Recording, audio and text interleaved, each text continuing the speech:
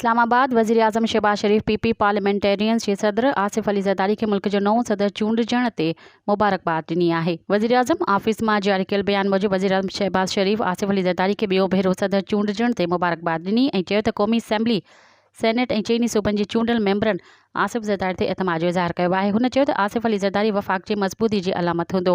उमेद आहे त सदर तौरु हू पंहिंजूं आइनी ज़िम्मेवारियूं सुठे तरीक़े सां अंजाम ॾींदो। होॾां शहबाज शरीफ मुबारक ॾियण लाइ ज़रदारी हाउस इस्लामाबाद पहुतो ऐं ॿियो भेरो सदर चूंडजण ते आसिफ ज़रदारी खे मुबारकबाद ॾिनी।